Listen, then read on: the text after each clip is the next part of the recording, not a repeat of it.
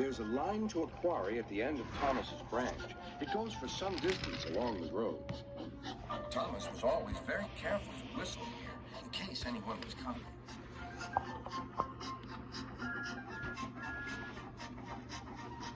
Early one morning, a large policeman was sitting close to the line. Thomas liked the policeman. He had been a great friend of the officer who had just retired. Beep, beep, he whistled, "Good morning." Thomas expected that the new officer would be friendly too, but he was sorry to see that he didn't look friendly at all.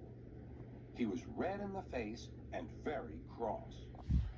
"Disgraceful," he spluttered. "I didn't sleep a wink last night. It was so quiet, and now engines come whistling suddenly behind me." "I'm sorry, sir," said Thomas. "I only said good morning." The policeman pointed to Thomas. "Where's your cow catcher?" he asked. "But I don't catch cows, sir." "Don't be funny," snapped the policeman. He looked at Thomas's wheels. No side plates either. And he wrote in his notebook, "Engines going on public roads must have their wheels covered and a cow catcher in front to protect people and animals from being dragged under the wheels if they stray onto the line.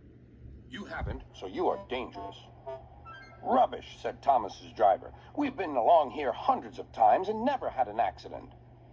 "That makes it worse," the policeman answered. He wrote "regular lawbreaker" in his book. Thomas puffed sadly away.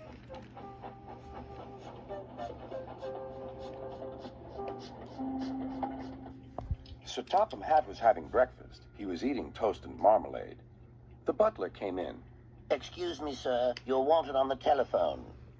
"Bother that telephone," said Sir Topham Hatt.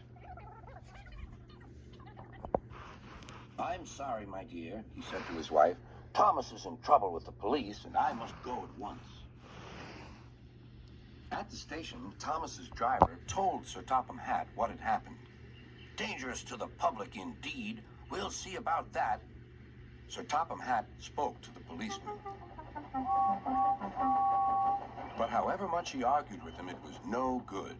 "The law is the law," he said, "and we can't change it." Sir Topham Hatt felt exhausted. "I'm sorry, driver," he said. "It's no use arguing with policemen. We will have to make those cowcatcher things for Thomas, I suppose." "Everyone will laugh, sir," said Thomas. "They'll say I look like a tram." Sir Topham Hatt stared. Then he laughed. "Well done, Thomas. Why didn't I think of it before? We need a tram engine. When I was on my holiday, I met a nice little engine called Toby. He takes freight cars from the farms, but the trucks are taking over most of his work and he needs a change.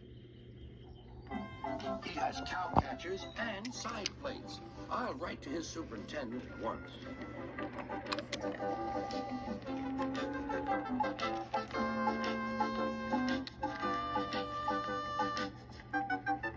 A few days later, Toby arrived. "That's a good engine," said Sir Topham Hatt. "I see you've brought your coach, Henrietta." "You don't mind, do you, sir?" asked Toby. "The station master wanted to use her as a hen house, and that would never do." "No, indeed," said Sir Topham Hatt. "We couldn't allow that."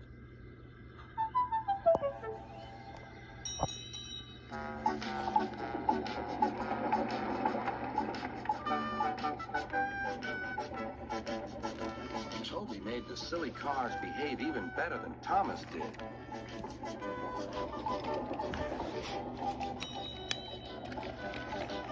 "Hey, you!"